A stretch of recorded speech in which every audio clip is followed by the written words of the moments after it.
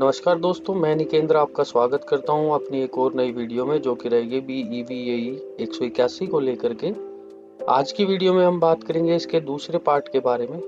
Last video में हमने बात की थी इसके भाग 1 के बारे में। आज हम बात करेंगे इसके दूसरे भाग के बारे में। यदि अभी तक आपने वह वीडियो नहीं देखी है तो उसका लिंक भी आपको डिस्क्रिप्शन बॉक्स में देखने को मिल जाएगा। वहां से आप उस वीडियो को देख सकते हैं इसके पहले प्रश्न के आंसर लिखने को लेकर के। दोस्तों, यदि आप हमारे चैनल पर नए हैं तो हमारे चैनल को सब्सक्राइब करें और बेल आइकन का बटन दबाना ना भूलें, ताकि इग्नू से रिलेटेड सभी जानकारियों की नोटिफिकेशन जल्द से जल्द आप तक पहुंच सके। और यदि आप फाइल लिखने में, असाइनमेंट लिखने में सक्षम नहीं हैं तो आप हमारे स्क्रीन पर दिए गए नंबर पर कॉन्टैक्ट करके अपनी हैंड रिटन असाइनमेंट अपने घर बैठे मंगवा सकते हैं, या फिर हमारे डायरेक्ट सबमिशन जैसी सर्विस का इस्तेमाल भी कर सकते हैं। तो आइए दोस्तों, वीडियो को शुरू करते हैं। जैसा कि आपने लास्ट वीडियो में देखा था कि हमने इसके खंड क के बारे में बात की थी। आज के वीडियो में हम बात करेंगे इसके दूसरे भाग के बारे में, जिसमें कि आपको छठा क्वेश्चन देखने को मिलेगा। निम्नलिखित शब्दों को लगभग 60 शब्दों में समझाइए।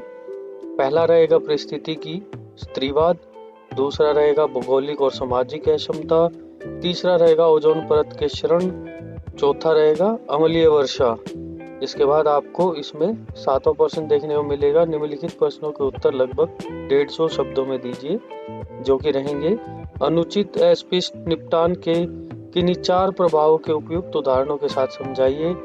इसका दूसरा प्रश्न आपको देखने को मिलेगा लीड फिलिंग अपशिष्ट निपटान की एक महत्वपूर्ण विधि के रूप में कैसे कार्य करती है, समझाइए। पर्यावरण के प्रदूषण स्तरों की निगरानी के लिए एक संस्था के रूप में केंद्रीय प्रदूषण नियंत्रण बोर्ड की भूमिका का वर्णन कीजिए।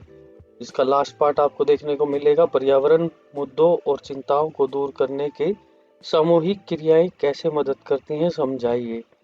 इसके बाद हम बात करेंगे इसके प्रश्न नंबर 8 की, जो कि रहेगा अंधविश्वास के विनाश को वैश्विक जीव विविधता के लिए सबसे महत्वपूर्ण खतरा माना जाता है, वर्तमान के संदर्भ में लगभग 200 शब्दों में से समझाइए।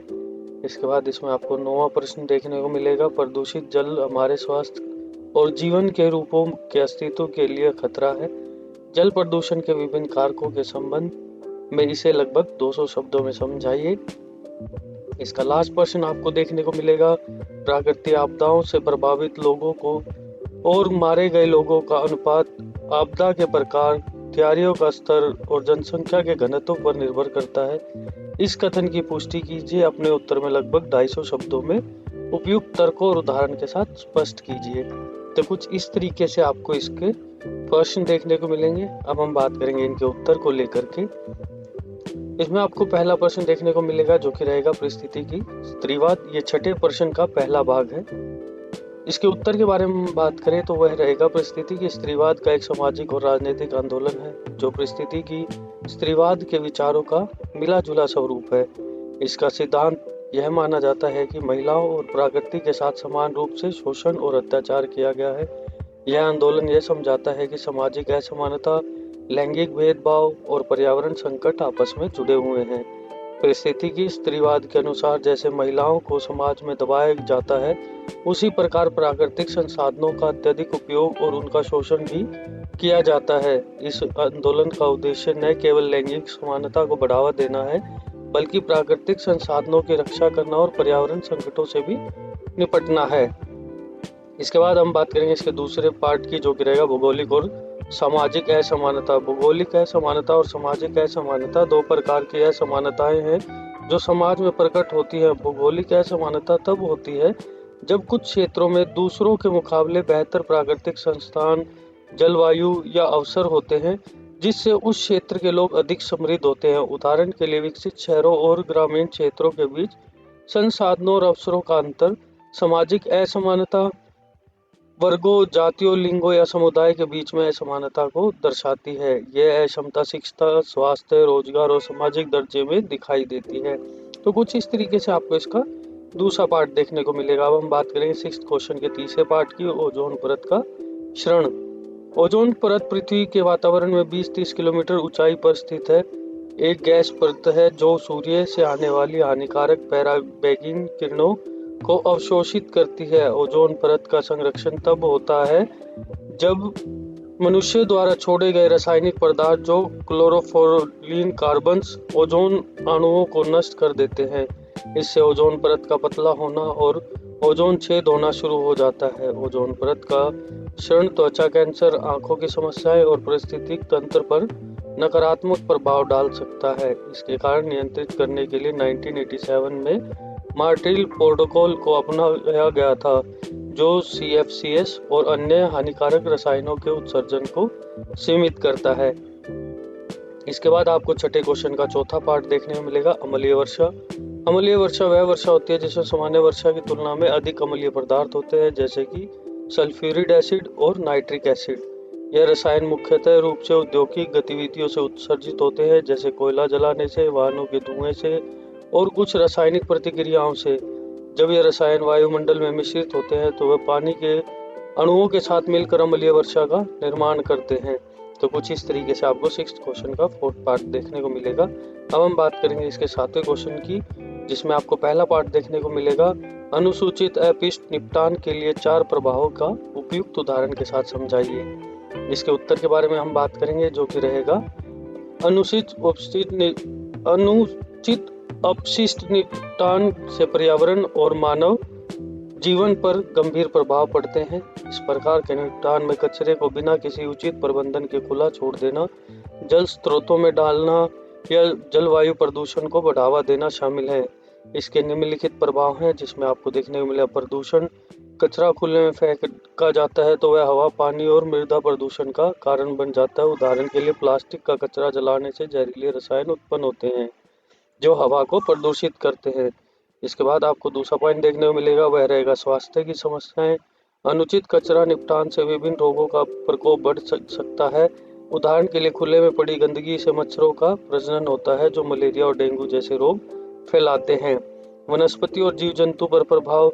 प्लास्टिक, कचरा और अन्य विषैले पदार्थ जल और भूमि में घुलकर वनस्पति और जीव जंतुओं को नुकसान पहुंचाते हैं। उदाहरण के लिए समुद्रों में फेंके गए प्लास्टिक से समुद्री जीव पर बुरा असर पड़ता है। कचरे में घुली विषाक्त रासायनिक तत्वों से पौधों की वृद्धि रुक जाती है। इसके बाद आपको इसमें चौथा पॉइंट देखने को मिलेगा, जो कि रहेगा भूमि का अवसादान और भूमि उपयोग में बदलाव। जब कचरे को उचित तरीके से निपटाया नहीं जाता तो वह भूमि में उपयोग में बदलाव के कारण बनता है।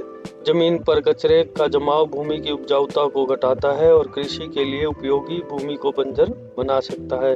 तो कुछ इस तरीके से आपको इसमें 7वें क्वेश्चन का पहला भाग देखने को मिलेगा। अब हम बात करें 7वें क्वेश्चन के सेकंड पार्ट की। लैंडफिलिंग अपशिष्ट निपटान की एक महत्वपूर्ण विधि के रूप में कैसे कार्य करती है, समझाएं। इसमें आपको देखने को मिलेगा, लैंडफिलिंग अपशिष्ट निपटान का एक प्रमुख विधि है जिसमें कचरे को एक विशेष स्थान पर एकत्रित किया जाता है और फिर उसे ढक दिया जाता है ताकि वह वायुमंडल के संपर्क ना कर सके।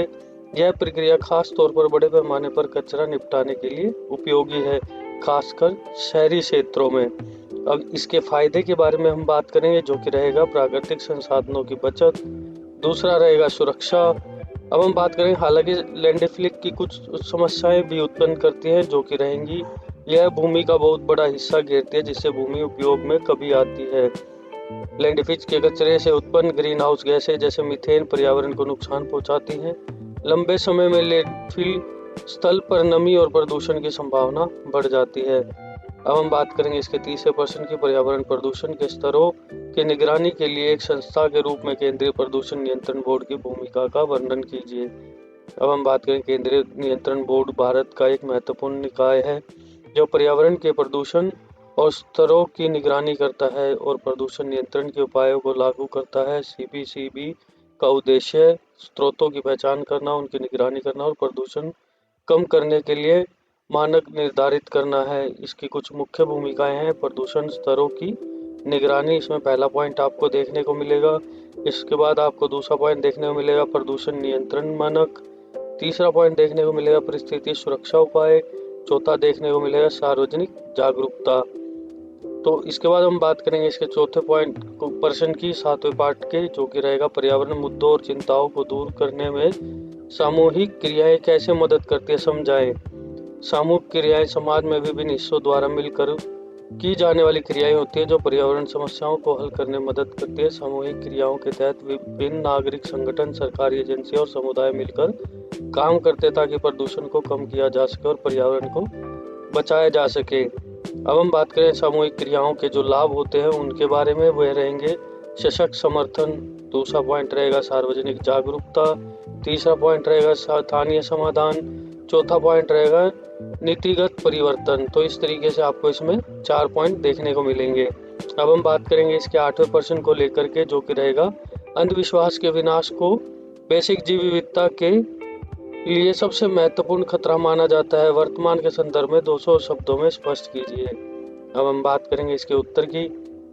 अधिवास का विनाश जो जैव विविधता के लिए सबसे महत्वपूर्ण खतरा माना जाता है, क्योंकि जब प्राकृतिक आवासों का नाश होता है तो उसमें निवास करने वाले जीवों के अस्तित्व को संकट का सामना करना पड़ता है। जैव विविधता के संरक्षण एक स्वास्थ्य परिस्थिति तंत्र के लिए जरूरी है और इसका प्रभाव सीधे मानव समाज, आर्थिक विकास और पारिस्थितिक संतुलन पर पड़ता है। तो कुछ इस तरीके से आपको इसका उत्तर देखने को मिलेगा। अब हम बात कर, इसको आप अपने स्क्रीन से देख करके लिख सकते हैं, आप अपनी असाइनमेंट बना सकते हैं, जैसा कि आपको अपनी स्क्रीन पर दिख रहा होगा। आप यहाँ से देख करके अपने 8वें प्रश्न को पूरा लिख सकते हैं। अब हम बात करेंगे इसके 9वें प्रश्न को लेकर के, जो कि रहेगा जल हमारे स्वास्थ्य के लिए जीवन रूपों के अस्तित्व के लिए खतरा है, जल प्रदूषण के विभिन्न कारकों के संबंध में 200 शब्दों में स्पष्ट कीजिए। अब हम बात करेंगे इसके उत्तर की। जल प्रदूषण आज के समय में हमारे स्वास्थ्य और जीवन रूपों के अस्तित्व के लिए गंभीर खतरा बना चुका है। यह न केवल जल स्रोतों को नष्ट करता है बल्कि पारिस्थितिक तंत्र को भी प्रभावित करता है। जल प्रदूषण के कई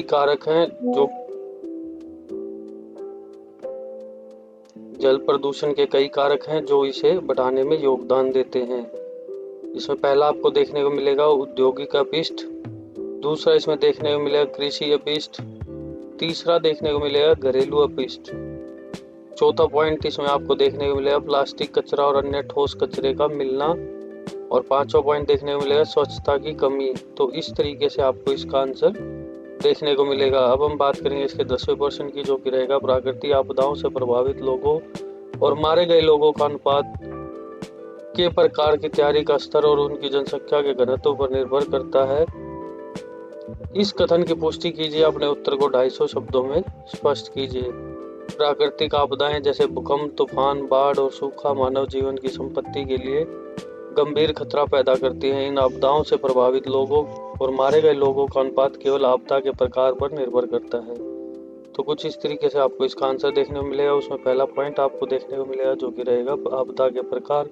प्राकृतिक आपदाओं के प्रकार का असर प्रभावी लोगों और मरने वालों की संख्या पर प्रभाव डालता है। उदाहरण के लिए भूकंप और सुनामी जैसी आपदाएं अचानक और तीव्र होती हैं, जिससे जनमाल का बड़ा नुकसान होता है, और भूकंप कई बार प्रभावित क्षेत्रों की इमारतें और संरचनाएं ध्वस्त हो जाती हैं, जिससे बड़ी संख्या में लोगों की मौत हो जाती है। वह सुनामी में समुद्र का जल स्तर अचानक बढ़ जाता है, जिससे तटीय इलाकों में भारी तबाही मच जाती है। इसके विपरीत बाढ़ और सूखा जैसी आपदाएं धीरे धीरे प्रभाव डालती हैं, जिससे मरने वालों की संख्या कम हो सकती है, लेकिन लाखों लोग प्रभावित होते हैं। इसकी दीर्घकालीन सामाजिक आर्थिक परिणाम होते हैं।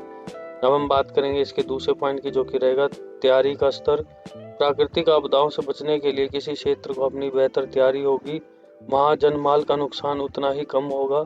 आपदा प्रबंधन योजनाएं, प्रभाव चेतावनी प्रणाली और त्वरित कार्य राहत कार्यों मरने वालों की संख्या में काफी कमी आती है। इसके बाद आपको अगला पॉइंट देखने मिलेगा जनसंख्या का घनत्व। जिस क्षेत्र में जनसंख्या घनत्व भी आपदा के प्रभाव को बढ़ा सकता है। घनी आबादी वाले क्षेत्रों में आपदा के दौरान अधिक लोग प्रभावित होते हैं, और अगर आपदा अचानक आती है तो मरने वालों की संख्या भी अधिक हो जाती है। उदाहरण के लिए बांध टूटने या बाढ़ आने की स्थिति में अगर क्षेत्र में अत्यधिक घनी आबादी वाला हो तो उसे जिंदगी का संकट अधिक बढ़ सकता है।